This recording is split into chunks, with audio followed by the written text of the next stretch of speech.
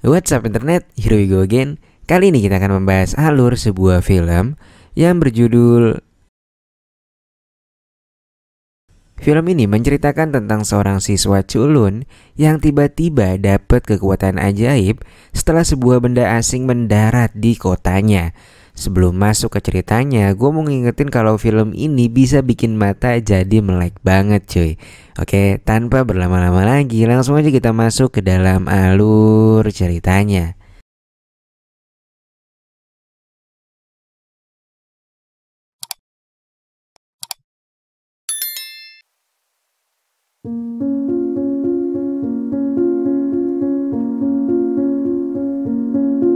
Film dimulai dengan memperlihatkan seorang pemuda bernama Yoshi.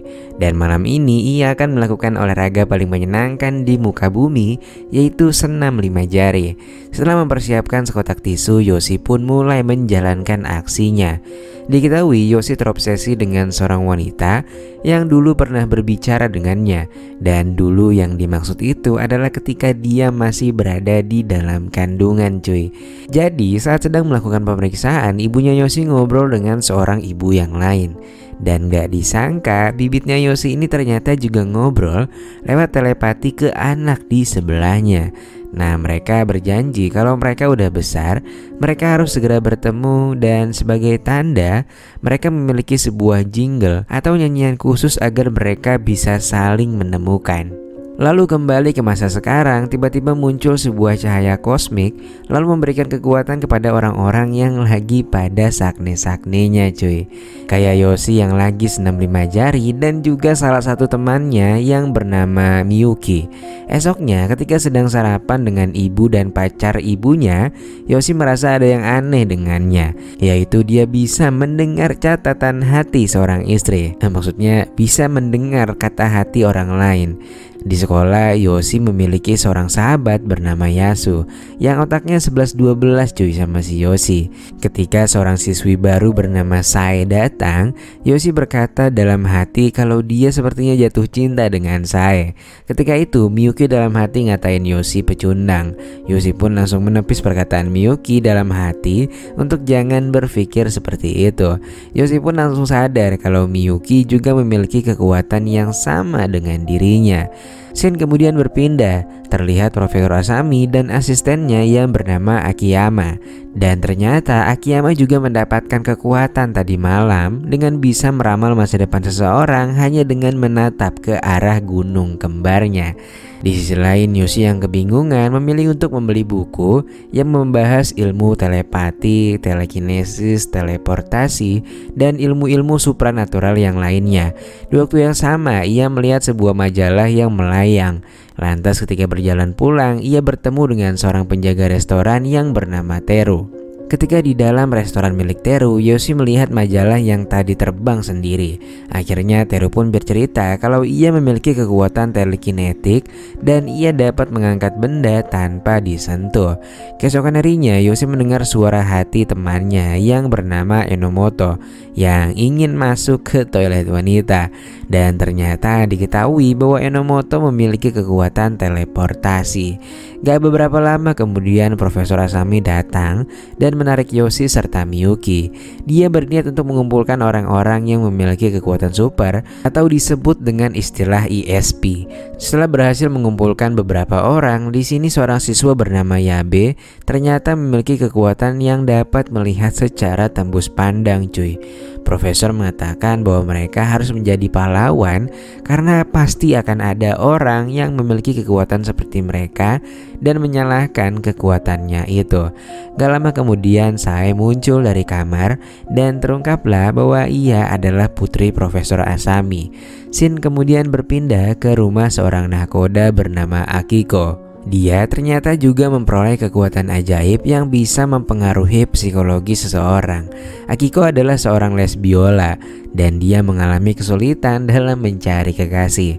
Nah, karena semuanya mengabaikannya, Akiko pun menyalahgunakan kekuatannya dengan menghipnotis seseorang yang dia pilih dan kemudian dimanfaatkan untuk kesenangan pribadinya. Malam harinya, Profesor Asami, Akiyama, seorang detektif dan juga reporter datang ke sebuah sekolah untuk memeriksa tumpukan boneka Barbie yang muncul secara tiba-tiba di kelas mereka. Dan Profesor Asami menyimpulkan bahwa seseorang telah menyalahgunakan kekuatan ESP dan menginstruksikan untuk merahasiakan kejadian ini kepada Yoshi, Teru, dan yang lainnya agar mereka pada nggak panik. Keesokan harinya, seorang guru baru bergabung dengan sekolah Yoshi. Dia adalah wanita asal Amerika keturunan Jepang bernama Mia Polnareff. Dan dalam interaksi pertamanya dengan para siswa, ia menyampaikan pidato yang penuh semangat. Dia berkata bahwa bumi sedang dalam krisis dan orang-orang kehilangan harapan. Oleh karena itu, setiap orang harus saling merangkul agar dipenuhi dengan cinta. Setelah beberapa saat, Polnareff pun menghampiri Yoshi dan menatapnya, kemudian meletakkan tangannya di kening Yoshi. Polnareff ternyata juga memiliki kekuatan dan dia bisa membaca sebuah ingatan. Polnareff mengaku bahwa dirinya adalah gadis yang selama ini dicari Yoshi, dan setelah itu dia pun pergi bersama kedua asistennya. Di scene selanjutnya di rumah Akiko, sekelompok siswi berseragam muncul dari mantra Akiko. Mereka kemudian pergi dengan menaiki sebuah getek. Lalu terlihat Akiko yang berada di tepi sungai dan meniupkan bubuk misterius ke seluruh kota. Dan ternyata warga di seluruh kota juga terkena dampak dari bubuk yang ditiup Akiko. Selanjutnya, sekelompok gadis mengadakan demo di depan balai kota dan menuntut agar menggratiskan Oyo untuk melakukan perpus rengan duniawi, serta industri perfilman yang kakek Sugiono juga harus dilegalkan. Profesor Asami dan Polnareff kemudian tiba di balai kota.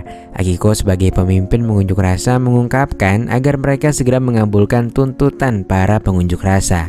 Di saat itu tiba-tiba seorang wanita misterius muncul dan menghapus mantra Akiko, dan seketika para pengunjuk rasa berubah menjadi boneka Barbie.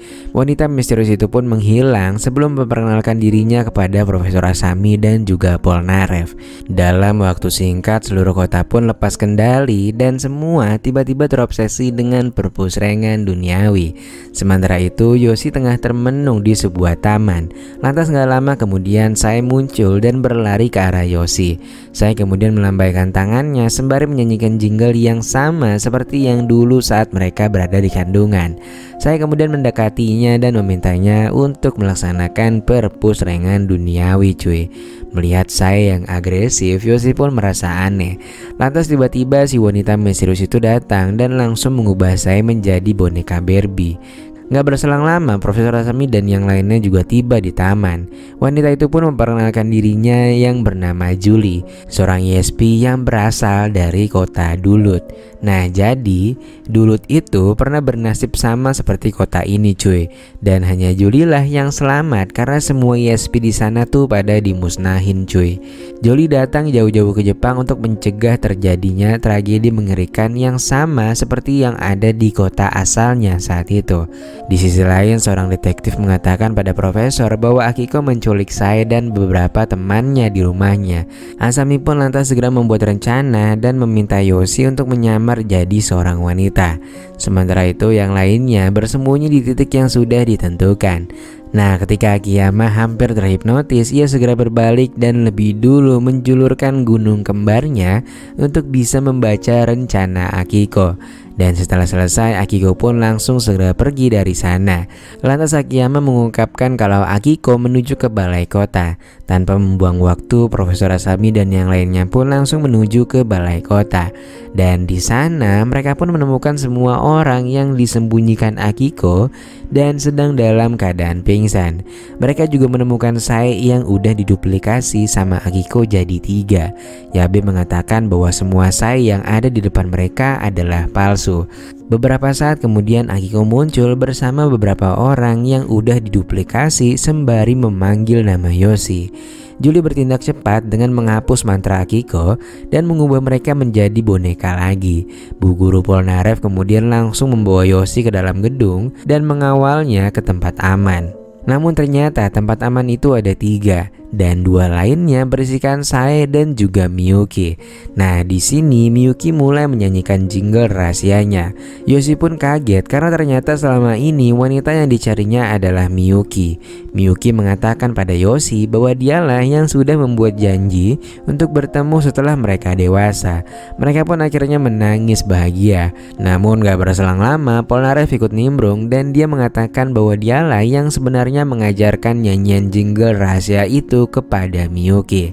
Sementara itu Profesor Asami dan yang lainnya mengubah semua pasukan Akiko menjadi boneka dengan bantuan Julie. Dan Profesor pun akhirnya menyimpulkan bahwa Akiko sebenarnya adalah bawahannya Polnareff cuy. Kemudian Profesor Asami dan yang lainnya pun tiba di tempat Yoshi berada. Polnareff lantas berkata bahwa tujuannya melakukan semua ini adalah ingin menghilangkan orang-orang yang serakah dan lain sebagainya. Julie kemudian mendekat dan mencoba memurnikan jiwanya. Namun ternyata kekuatan Polnareff jauh lebih besar dan Polnareff pun akhirnya mengalahkan Julie, Profesor dan yang lainnya lalu menghapus ingatan mereka. Polnareff kemudian meminta Yoshi untuk ikut dengannya. Di sana dia pun melihat Miyuki dan Sae jadi anak-anak. Nah, ternyata mimpinya Polnareff adalah menjadikan semua orang menjadi anak-anak lagi. Karena dengan jadi anak-anak mereka bisa jadi polos. Nah, di sini Yoshi menolak jadi anak-anak karena dia kepingin banget melakukan perpus rengahan duniawi. Dia yakinlah tuh ya kan si Polnareff. Hingga akhirnya Polnareff pun muak karena dia nggak mau diapa-apain cuy. Dan hal itu pun akhirnya membuat Polnareff pergi bersama kedua pengawalnya. Dan ternyata kepergian Polnareff itu membuat semua orang berubah menjadi normal lagi. Keesokan harinya ketika di sekolah, Yoshi terkejut karena semua siswi menyanyikan jingle rahasianya. Film pun ditutup dengan sebuah narasi yang menceritakan bahwa dulu Yoshi ternyata selalu menyapa semua bayi perempuan dong anjir. Dan setelah itu film pun selesai.